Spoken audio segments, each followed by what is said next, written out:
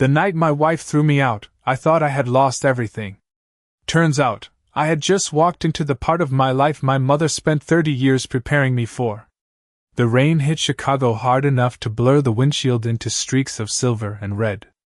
I sat behind the wheel of my 10-year-old Ford Explorer with the engine running low, staring at the front door of the townhouse I had paid half the mortgage on for 11 years. The porch light flicked on, then off. Claire always did that when she was angry, pacing past the hallway switch like the house itself was breathing with her. My suitcase sat crooked beside the trash bins near the curb. One zipper hung open, one of my dress shirts half dragging across the wet concrete like the night had spit me out with it. Funny thing about humiliation. It never sounds dramatic when it happens. No orchestra. No shouting in the background. Just your wife standing in the doorway wearing cashmere slippers telling you, calm as a weather report, "My mother warned me you'd die broke someday." I didn't yell back. Didn't slam the car door. I just sat there gripping the steering wheel while rainwater crawled down the glass. Claire folded her arms against the cold and looked at me the way people look at expired milk in the fridge. Disappointed. Certain. Done. "You're 42, Ethan," she said. "And still acting like life is eventually going to reward you for being decent." Then she stepped inside and locked the door. Just like that. 11 years reduced to the sound of a deadbolt sliding into place. I drove for almost an hour after that with nowhere to go. Downtown traffic hissed across wet pavement. Neon signs reflected across puddles like broken pieces of another city under the street. My gas light blinked near West Madison. I checked my wallet at a red light. $43. A nearly maxed out visa. My driver's license. And one thing I hadn't touched in years. The old black card sat tucked behind a faded photo of my mother. No logo on the front. No numbers. Just a tiny silver W pressed into the corner like it meant something important to someone other than me. I stared at it while the wipers dragged rain sideways across the windshield. My mother gave it to me 3 weeks before cancer took her. I still remembered the smell of antiseptic in that hospice room. The way her fingers trembled when she pressed the envelope into my hand. "Never use this unless the world turns against you," she whispered. At the time, I thought it was another one of her strange little family rituals. Mom loved mysteries. Old stories. Half-finished sentences. She grew up different from everybody else in Indiana, always too polished for our small town, always speaking like she came from somewhere older and quieter. But she never talked much about her family. Never explained where she came from. And I never asked. The light turned green behind me. Somebody honked. I slid the card back into my wallet and pulled into a 24-hour gas station near the river. The coffee inside smelled burned enough to strip paint. I bought the cheapest cup they had and parked under a flickering light near the edge of the lot. Rain tapped softly against the roof now. Slower. Colder. Like the storm was getting tired. I leaned my head back against the seat and closed my eyes for a second. My phone buzzed. Claire. Then another buzz. Another. 3 calls in less than a minute. I let them ring out. For the first time all night, I noticed something strange. My hands weren't shaking anymore. Because somewhere between the locked door and the rain and that old black card sitting in my wallet, something inside me had gone very still. I slept in the Explorer with the seat leaned back just far enough to make my spine hate me by sunrise. The rain stopped sometime around 3 in the morning, but the cold stayed. Chicago cold has a personality to it. It crawls through cracked windows and settles into your bones like unpaid debt. I woke up to pale gray light bleeding across the parking lot and the sound of delivery trucks backing into the gas station behind me. For a few seconds I forgot where I was. Then I saw my suitcase in the passenger seat and remembered everything all over again. Claire had texted 12 times during the night. The last message sat glowing on my screen. "You should come get the rest of your things this weekend." Not anger. Not sadness. Logistics. 11 years together reduced to scheduling pickup times like I was a couch she sold online. I rubbed my face hard enough to wake myself fully, and stared at the old black card again. Something about it bothered me now. Not because it looked expensive. Because it did not. The edges were worn silver. Tiny scratches cut across the surface. It looked older than modern credit cards, heavier too, made from actual metal instead of plastic. And that little silver W in the corner suddenly felt less decorative and more deliberate. I kept hearing my mother's voice in my head. Never use this unless the world turns against you. At 7:30 in the morning, with $43 left, and nowhere permanent to sleep, it felt safe to say the world had made its decision. The bank sat downtown near LaSalle Street between two polished towers of glass and steel. Walker and Crown Private Banking. I almost laughed when I saw the name above the entrance because I had passed that building 100 times in my life without noticing it. Men in dark wool coats crossed the sidewalk carrying leather briefcases and paper coffee cups that probably cost more than my breakfast. I sat in the car for another minute watching revolving doors spin under gold lights. Every instinct told me I did not belong there. My shoes still had salt stains from last winter. My beard needed trimming. And somewhere in my chest, the version of me Claire spent years talking down to still believed expensive places could smell financial failure on a person. Inside, the lobby smelled like marble polish and espresso. Quiet piano music drifted through hidden speakers. The woman at the front desk looked up with the kind of polite smile rich people pay for. "Can I help you, sir?" I almost turned around right there. Instead, I pulled the black card from my wallet and slid it gently across the counter. "I think my mother wanted me to use this here." Even saying it out loud felt stupid. The receptionist glanced at the card casually at first. Then her expression changed. Not dramatically. Just enough. Her fingers stopped moving. She picked the card up slower the second time. "One moment, sir." She disappeared through a side hallway without another word. 2 minutes passed. Then 4. I stood there awkwardly beside a massive white orchid arrangement, while people in tailored suits crossed the lobby pretending not to stare. Then something strange happened. 3 security doors near the elevators clicked shut at once. A man in a navy suit appeared from upstairs, moving fast enough to ignore dignity. Late 50s. Silver hair. Sharp jawline. The kind of face that looked expensive too. He walked straight toward me while adjusting his cufflinks like his hands suddenly forgot how to stay steady. "Mr. Walker?" he asked quietly. I blinked. "Yes." The man swallowed once before extending his hand. "My name is Daniel Reeves. I am the executive director here." His eyes dropped briefly toward the black card in my hand. Then back to me. And for the first time that morning, I saw something I could not explain. Not suspicion. Not confusion. Fear. Daniel Reeves led me across the lobby with the kind of urgency people usually reserve for medical emergencies or federal agents. His polished shoes barely made a sound against the marble floor, but everyone noticed him moving. Receptionists stopped typing. A security guard straightened his posture near the elevators. Even the piano music suddenly felt too quiet. I followed him down a private hallway lined with black and white photographs of old Chicago banks from the 1920s. Men in long coats. Steel vaults. Handshakes frozen in silver frames. Reeves stopped at a set of dark walnut doors and pressed his access card against a hidden panel. The lock clicked immediately. "Please," he said softly, opening the door for me like I was someone important. The room inside looked less like a bank office and more like the private library of a senator. Floor-to-ceiling windows overlooked the river. Shelves of leather-bound books covered one wall.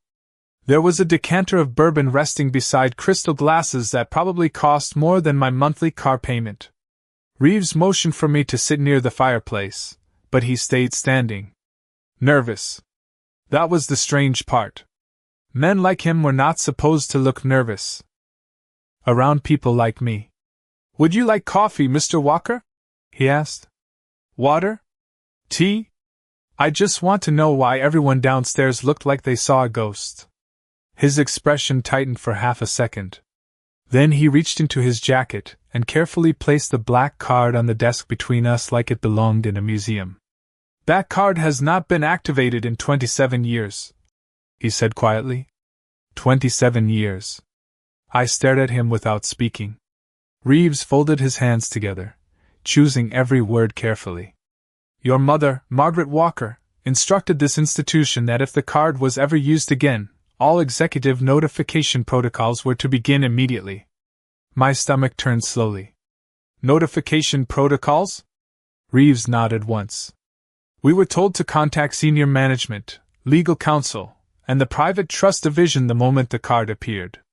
The room suddenly felt warmer than it had seconds earlier. Outside the windows, Chicago traffic crawled through the morning rain while my entire life quietly shifted under my feet. "There has to be some mistake," I said. "My mother was a school librarian in Indiana." Reeves gave me a look I could not fully read. Not pity. More like restraint. "No, Mr. Walker. Margaret Walker was many things. A librarian simply happened to be one of them." He crossed to a bookshelf and removed a thin black folder from a locked compartment hidden behind the books. The movement looked practiced. Deliberate. Like he had rehearsed it years ago, waiting for this exact morning. He returned slowly and opened the folder in front of me. Inside sat an old photograph. My breath caught immediately. My mother looked impossibly young in the picture, maybe 25. She stood beside three men in tailored suits on the steps of a massive stone building downtown. One of the men had the same eyes I saw every morning in my bathroom mirror. "That is William Walker," Reeves said gently. "Your grandfather." I looked back down at the photo. "I never met my grandfather." "That was intentional." Reeves slid another paper toward me. An article clipped from the Chicago Tribune dated October 1989. "Walker financial heir disappears from public life." Beneath the headline sat my mother's face. Younger. Elegant. Completely different from the woman who packed my school lunches and drove a rusted Buick through Indiana snowstorms. My pulse started climbing hard enough that I could hear it. "What exactly are you telling me?" Reeves exhaled slowly before answering. "I am telling you, Mr. Walker, that your mother belonged to one of the wealthiest private banking families in the Midwest." Silence settled across the room thick as winter fog. Then he added the sentence that changed everything. "And according to the trust documents activated this morning, you are now the sole surviving beneficiary." The first thing I felt was not excitement. It was embarrassment. Because suddenly every conversation I ever had with my mother replayed differently in my head. Every time she clipped coupons at the kitchen table. Every time she insisted we buy used furniture instead of new. Every winter coat she wore 3 seasons too long. I spent most of my life thinking she was careful because we did not have money. Now I was sitting 40 stories above downtown Chicago learning she had hidden an empire behind library books and discount grocery stores. Reeves gave me space to breathe. Smart man. He poured water into a crystal glass and slid it toward me without interrupting the silence. Outside the windows, the clouds hung low over the river, turning the city gray and silver. "Why would she hide all this from me?" I finally asked. Reeves lowered himself carefully into the chair across from me. "Your mother believed wealth destroys weak people faster than poverty does." I let that sentence settle. It sounded exactly like something she would say while washing dishes in our old Indiana kitchen. "After your father died," Reeves continued, "Margaret cut nearly every remaining tie to the Walker family structure. She moved away. Changed how she lived. Changed how you lived." My father. The word landed heavier than I expected. I barely remembered him. Just flashes. Oil-stained hands. The smell of cedar aftershave. Football games on old Sunday televisions. He died when I was 8. Heart attack at a gas station outside Indianapolis. At least that was the story I grew up with. Reeves reached into the folder again and removed another photograph. This one stopped me colder than the first. My mother stood beside my father outside a private jet. She wore sunglasses and a cream-colored coat I had never seen before. My father looked younger, stronger, confident in a way I barely recognized. "That was taken in Geneva," Reeves said quietly. 1994. Geneva. My mother once yelled at me for buying name-brand cereal because it cost $2 more than generic. And now I was learning she used to fly to Switzerland. My chest tightened somewhere between confusion and anger. "So my whole life was fake?" Reeves shook his head immediately. "No, Mr. Walker. Your life was real. Your mother simply chose simplicity over exposure." He paused carefully before adding, "There were reasons for that." He slid another document toward me. Legal filings. Family disputes. Trust restructuring agreements. Half the words sounded like another language. But one sentence stood out immediately. Internal succession conflict following the death of William Walker. "Your grandfather's death fractured the family," Reeves explained. "Lawsuits. Internal betrayals. Attempts to seize voting control of the financial group. Margaret wanted no part of it." I stared down at the papers while my thoughts dragged backward through 30 years of ordinary life. Every Christmas in our tiny Indiana house. Every summer mowing lawns for extra money. Every birthday where Mom apologized for gifts being small that year. She could have given me private schools, luxury cars, a trust fund before college. Instead, she gave me values. Routine. Quiet. Humility. And somehow that realization hurt worse than the lies. My phone buzzed against the desk hard enough to pull me back into the room. Claire. Again. I stared at her name lighting up the screen while Reeves pretended not to notice. A second later another message arrived. "My friend Melissa just saw you downtown at Walker and Crown. What are you doing there?" I almost laughed at the timing. Last night she looked at me like I was a failed investment. 12 hours later she was investigating my location. Through mutual friends. Funny how quickly people become curious once power enters the room. I silenced the phone and looked back at Reeves. "Tell me the truth," I said quietly. "Exactly how much did my mother leave behind?"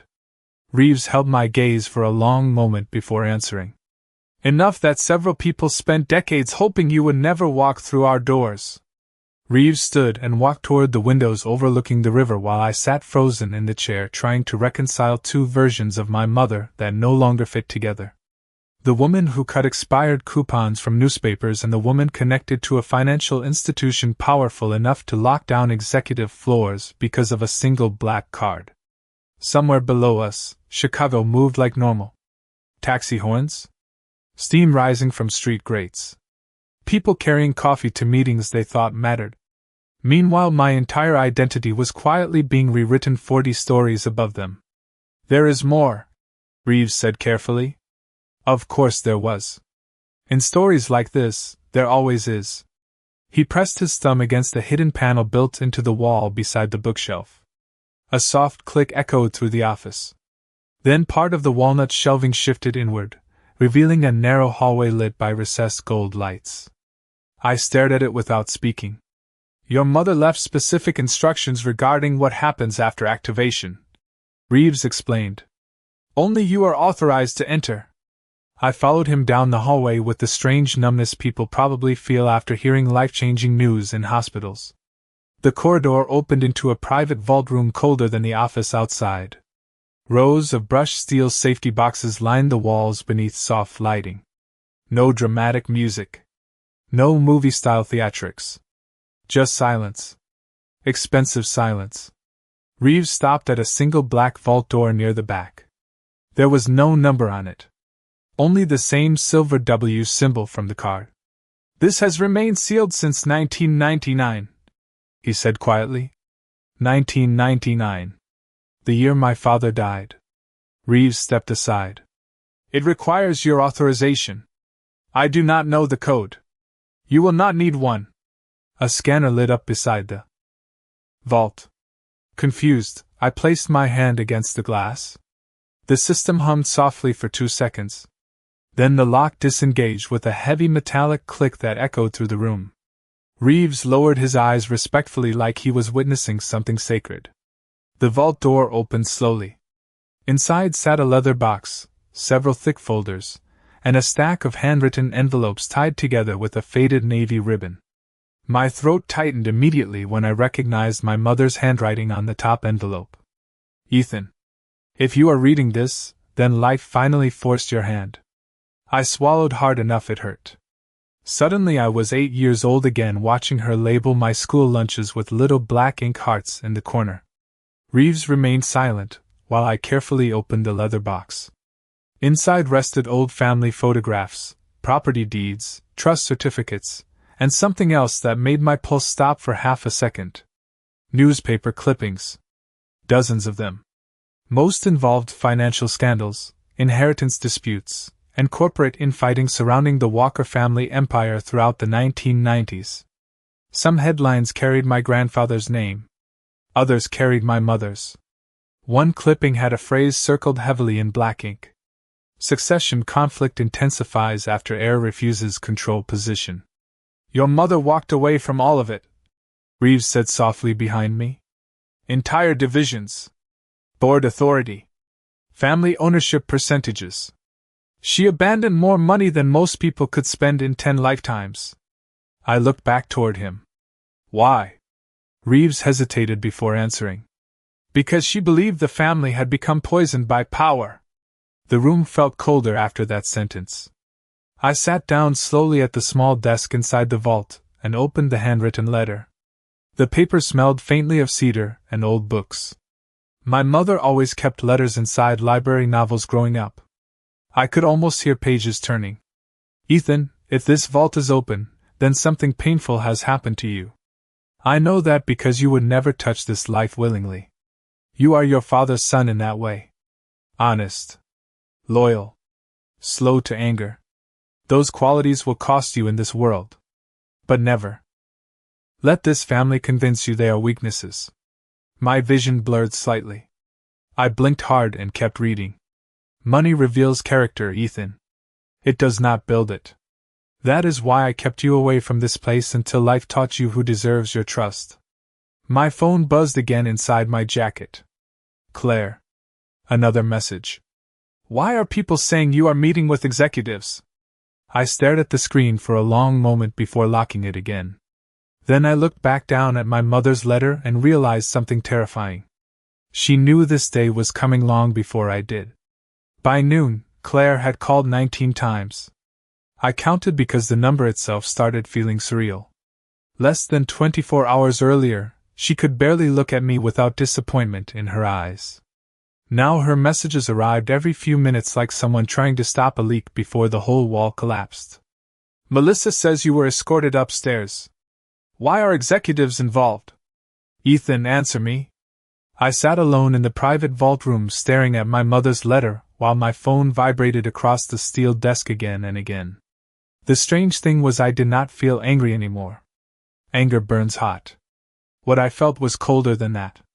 Clearer. Like fog finally lifting off a highway after hours of driving blind. Reeves returned carrying another folder and a cup of black coffee exactly the way my mother used to make it. No sugar. No cream. The smell alone tightened something in my chest. There are additional documents your mother requested you review privately, he said. He placed the folder beside me with both hands, respectful enough to almost feel ceremonial. Inside were financial summaries, ownership structures, trust agreements, and pages dense with numbers I could barely process. Real estate holdings in Chicago, Boston, and Denver. Equity positions in manufacturing groups. Old banking shares that had multiplied quietly for decades. The figures themselves stopped feeling real after the first few pages. Millions turned into tens of millions so quickly my brain almost rejected the scale out of self-defense.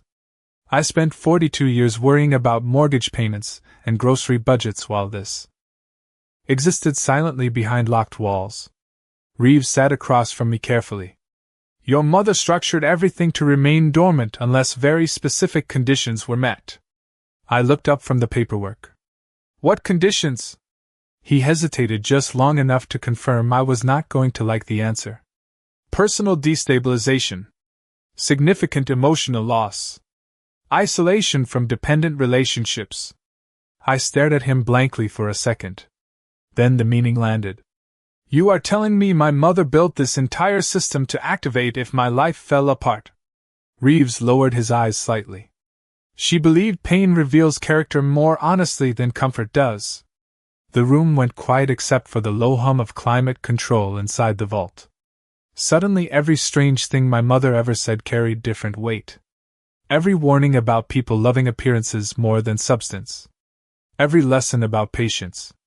Every time she told me not to chase status because status attracts hungry people. I used to think those were just Midwest values from a cautious woman. Now they sounded more like survival instructions from someone who escaped a battlefield wearing pearls. My phone buzzed again. This time it was not Claire. It was Greg Holloway, Claire's older brother. Heard you are pretending to be important downtown. Call me before you embarrass yourself. I almost smiled reading it. Greg spent 10 years talking to me like I was a temporary inconvenience his sister settled for. The kind of guy who measured human value by salary and golf memberships. Last Thanksgiving he asked me in front of everyone if I had finally figured out a real career yet. Claire laughed when he said it. Not cruelly. Worse. Casually. Like humiliation had become part of the furniture in our marriage. Reeves noticed my expression change slightly. Bad news? He asked. No, I said quietly. Just familiar people. For the first time all day, Reeves allowed himself the smallest smile. Your mother anticipated that as well. He opened another envelope from the vault and slid a handwritten note across the desk. Ethan, when people sense power shifting, they panic. Some will become kind overnight. Others will become crueler. May the reaction is honest. I read the sentence twice. Then a third time. Outside the vault entrance, I could hear distant footsteps moving through the private banking hallway. Expensive shoes. Controlled voices. Entire floors of people suddenly aware that Margaret Walker's son had appeared after decades of silence. And somewhere across the city, Claire was probably staring at her phone trying to understand how the man she threw out of the house last night somehow ended up at the center of something powerful enough to make bankers nervous. By late afternoon, the rain finally stopped over Chicago, but the city still looked wet and metallic beneath the gray sky. Reeves arranged a suite for me at the Langham overlooking the river. I tried arguing at first. Habit, I guess. Men who spend their whole lives budgeting groceries do not suddenly become comfortable with 5-star hotels in a single day. Reeves simply replied, It already belongs to the trust. That sentence followed me all the way upstairs. The elevator opened directly into a suite larger than the first apartment Claire and I rented after college. Floor-to-ceiling windows wrapped around the skyline. Soft jazz drifted from hidden speakers. Fresh flowers sat near a marble kitchen island that probably cost more than my Ford Explorer downstairs. I stood there quietly holding my old duffel bag while the city glowed beneath the evening clouds. 24 hours earlier I was sleeping in a gas station parking lot trying to decide whether $43 could stretch through the weekend. Now people in tailored suits were calling me sir like the word carried actual weight. The strangest part was how fast the world changes once money enters the room. Reeves left shortly after sunset, but not before handing me a secure phone containing direct numbers for attorneys, trust managers, and private advisors I had never asked for. You should prepare for attention, he warned calmly near the door. Attention from who? I asked. Reeves gave me a tired look. Everyone. He was right. My regular phone had become a storm. Claire called again at 6:15. Then 6:22. Then 6:31. Voicemails? Stacked one after another. At first she sounded irritated. Then confused. Then nervous. By the 8th message, her voice softened into something I had not heard in years. Concern. Ethan, please call me back. People are saying strange things and I do not understand what is happening. Funny how quickly kindness returns once uncertainty enters the room. Around 7 o'clock, another call came through. Melissa. Claire's best friend. The same woman who once joked during brunch that I had strong substitute teacher energy. I almost ignored it. Curiosity answered for me. Ethan? She asked immediately. Her tone carried that careful sweetness people use around lottery winners and grieving widows. Claire is really upset.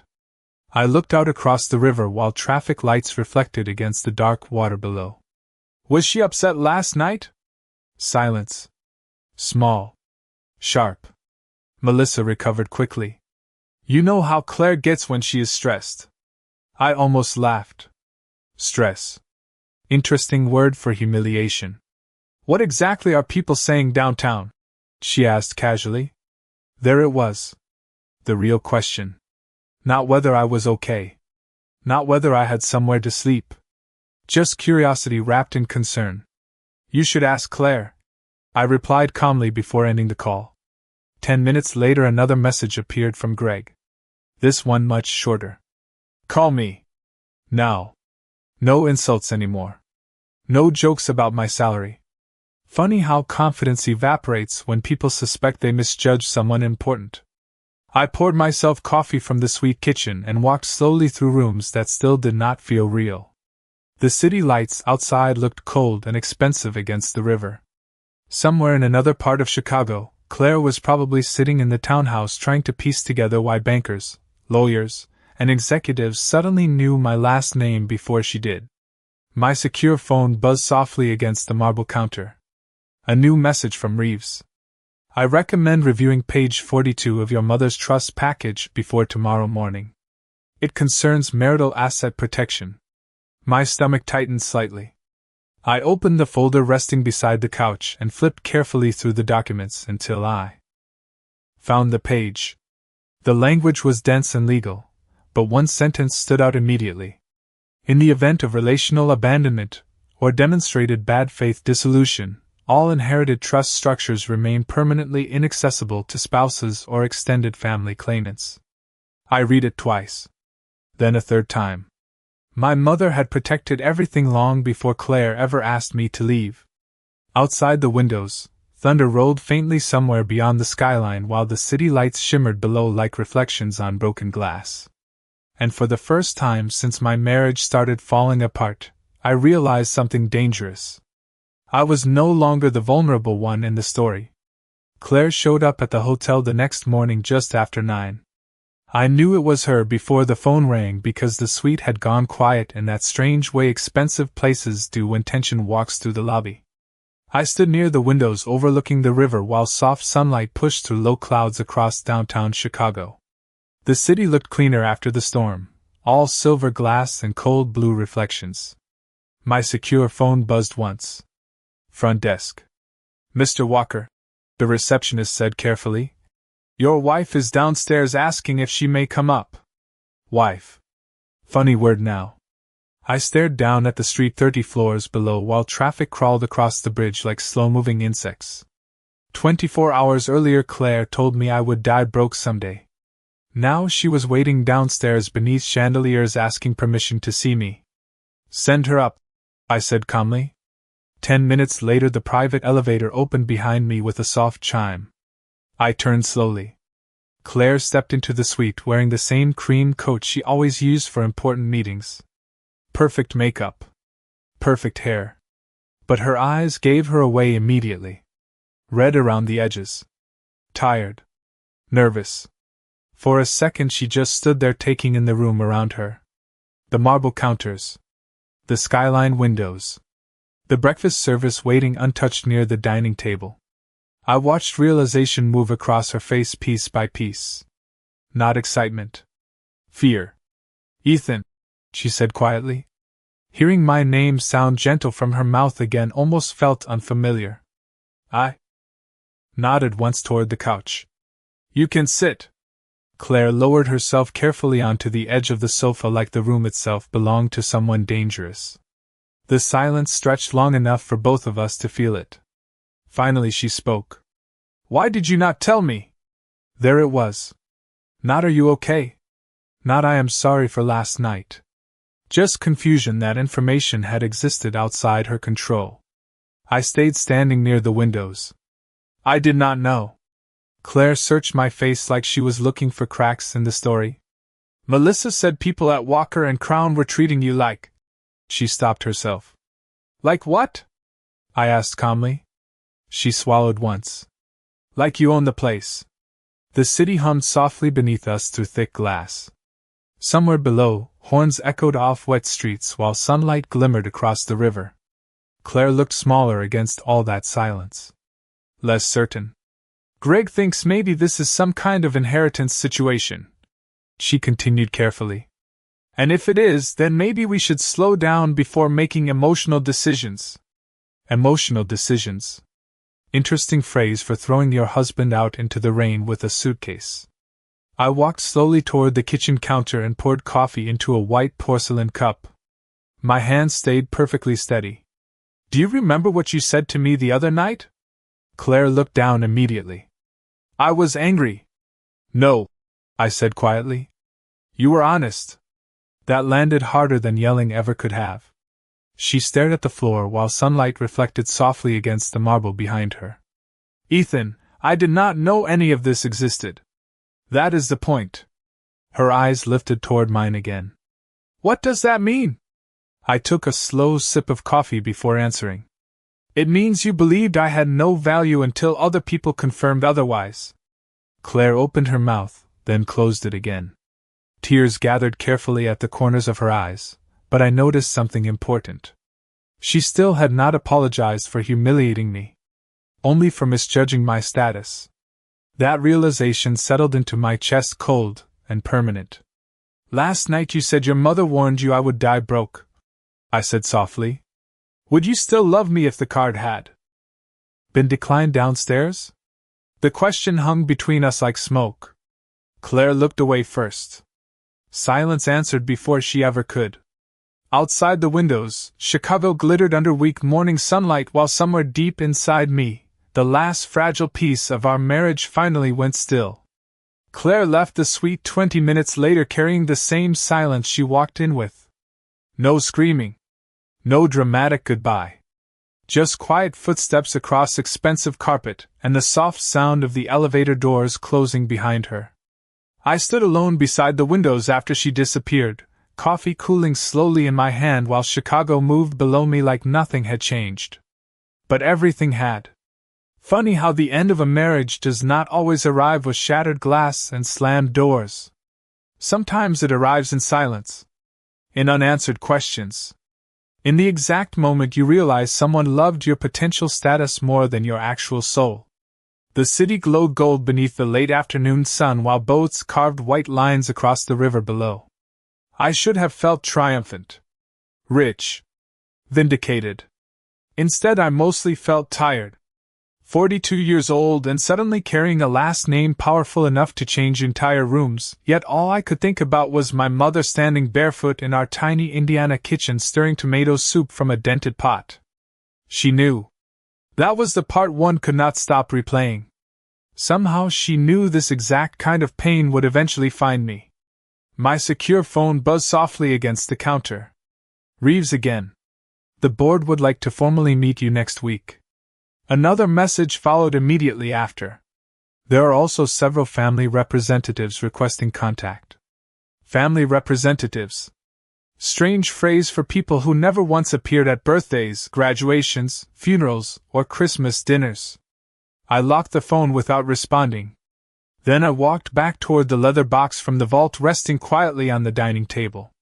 Inside sat the final envelope tied with the faded navy ribbon. Different handwriting across the front this time. Open only when you finally understand. My chest tightened before I even unfolded the paper. Ethan, if you are reading this. Calmly instead of angrily, then I succeeded. I sat slowly near the windows while evening sunlight stretched long shadows across the suite. The paper trembled slightly in my hands. Wealth is easy to inherit. Character is not. That is why I raised you far away from this family. I needed you to become a good man before the world tried convincing you to become an important one. Outside, the skyline burned orange beneath the setting sun. The city looked expensive and lonely all at once.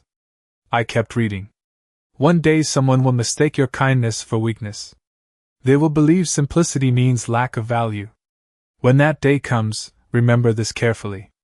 The people who deserve your heart will never need proof of your worth from a bank. I closed my eyes for a second after that. Claire's face flashed through my mind. The rain that night. My suitcase near the curb. Her voice telling me I would die broke someday. Then the next morning standing in this suite asking questions she should have asked years earlier. Somewhere between those two versions of her, the truth finally revealed itself cleanly. She did not leave because I was poor.